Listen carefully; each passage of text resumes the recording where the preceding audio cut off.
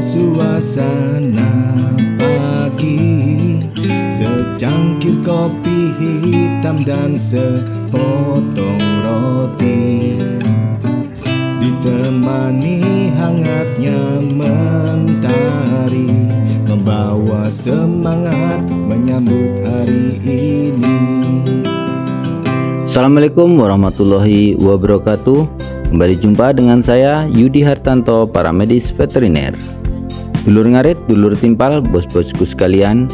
Kali ini kita akan membahas hal yang sedikit agak berbeda dengan biasanya, yaitu kita akan membahas mengenai breeding koloni skala rumahan sebagai solusi untuk beternak dengan cara yang lebih mudah, dengan biaya operasional yang lebih murah, sehingga akan memberikan keuntungan kepada kita yang lebih berlimpah. Jangan lupa untuk subscribe, like, komen, dan share video-video di channel ini demi berkembangnya channel kita bersama ini. Tonton terus, jangan di skip agar kita tidak gagal paham. Tetap semangat, terus belajar, terus tingkatkan pengetahuan dan kemampuan kita dalam beternak. Baiklah, sedulur sekalian, kita mulai saja untuk pembahasan breeding koloni rumahan ini. Breeding koloni rumahan ini lebih cocok kita gunakan atau kita terapkan untuk usaha pemula bagi peternak pemula skala rumahan. Pada breeding koloni ini bisa kita katakan mudah karena ada beberapa poin yang bisa menyimpulkan bahwa breeding koloni ini lebih mudah. Poin yang pertama, sebagai peternak pemula kita tidak harus pintar dalam melakukan deteksi birahi. Karena dalam sistem breeding koloni ini, di situ kita sudah menyediakan pejantan yang secara alami pejantan akan lebih ahli dalam melakukan perkawinan dengan si betina, tanpa harus ada campur tangan kita sebagai peternak untuk mendeteksi kapan si betina sedang dalam kondisi birahi. Yang artinya satu masalah telah teratasi dengan penyediaan pejantan di dalam kandang koloni kita, sehingga kemungkinan sapi betina kita untuk terjadi kebuntingan akan lebih terjamin dari terjadinya perkawinan alami yang dilakukan dengan pejantan di dalam kandang koloni tersebut. Artinya poin plusnya adalah terpangkasnya biaya untuk melakukan perkawinan. Poin mudah berikutnya adalah kita mampu memelihara sapi dalam jumlah yang lebih banyak, tetapi tidak harus repot untuk mengurusnya satu persatu. Karena sapi kita lepas bebaskan di dalam kandang koloni tersebut. Bahkan untuk perawatan kesehariannya bisa dilakukan dengan bantuan seorang ibu rumah tangga. Karena tugas yang diperlukan dalam perawatan harian hanyalah membantu memberikan minum, pakan, dan memberikan hijauan segar.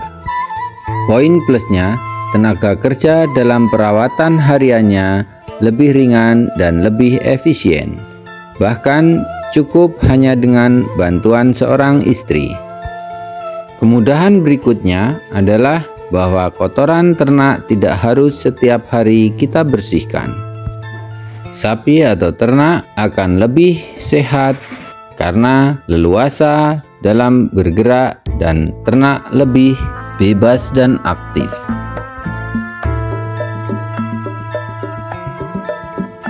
Dalam breeding rumahan ini, kita bisa memasukkan dalam kandang dengan luasan 12 kali 7 meter. Bisa kita masukkan satu pejantan dengan betina 5-7 ekor. Jumlah betina kita batasi tidak terlalu banyak. Karena apa? Karena ini dimaksudkan untuk menjaga kondisi pejantan agar tidak rusak atau selalu dalam kondisi yang prima. Keuntungan tambahan berikutnya adalah dari pejantan. Pejantan yang kita pelihara di dalam kandang koloni suatu saat akan kita afkir dan kita gantikan dengan pejantan yang lebih muda lagi. Pada saat itu kita akan mendapatkan pejantan yang sudah besar sehingga kita tinggal sedikit menggemukkan kembali dan kita jual sebagai monster dengan harga jual sebagai sapi super yang memiliki harga tinggi.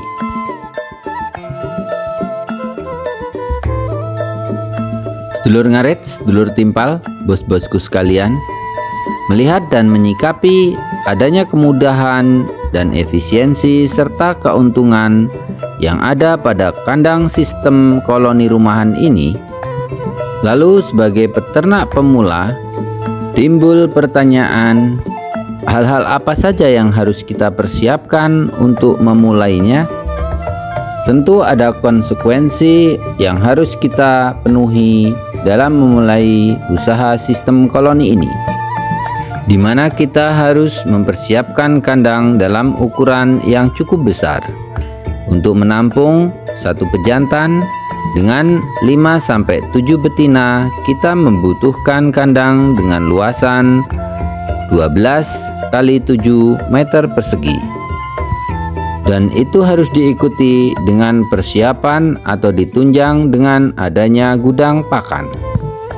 Selanjutnya, dalam persiapan ternak, kita harus memasukkan 6 ekor ternak betina calon indukan dengan satu pejantan dalam satu waktu bersamaan.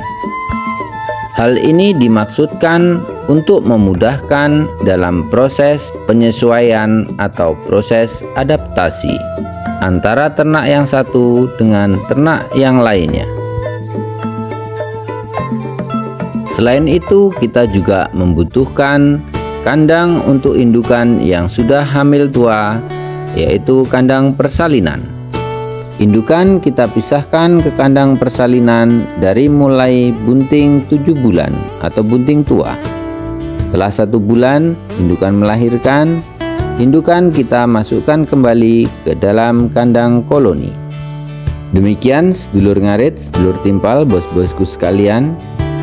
Begitu menariknya kandang koloni ini karena kemudahan, efisiensi, dan keuntungan yang akan kita dapatkan.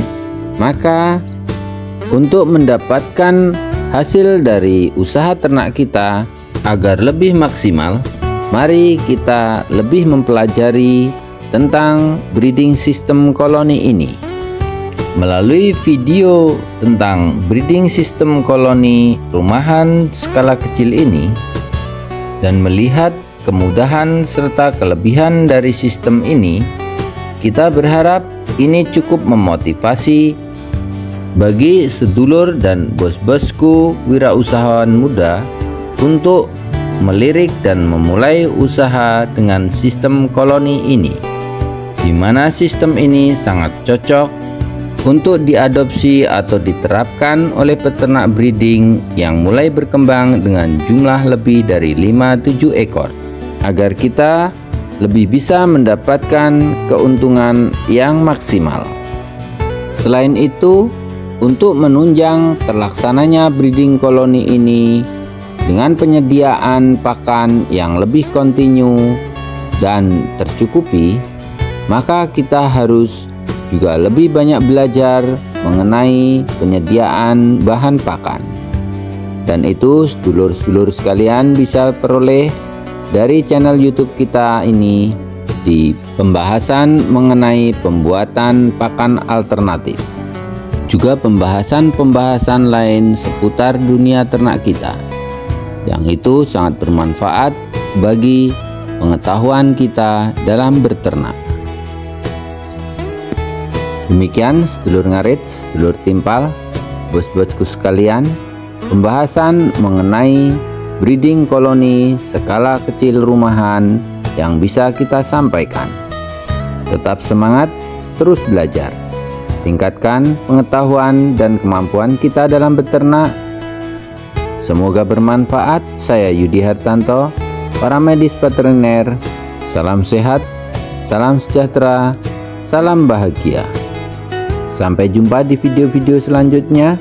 Wassalamualaikum warahmatullahi wabarakatuh. Hadapi semua halangan yang merintang, jadikanlah semangat baru kita dalam berjuang.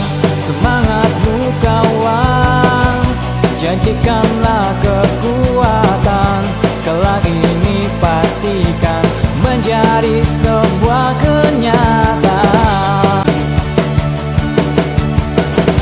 Doa dan harapan serta semangat yang kuat, yakinlah Tuhan pasti akan memberikan jalan. Percayalah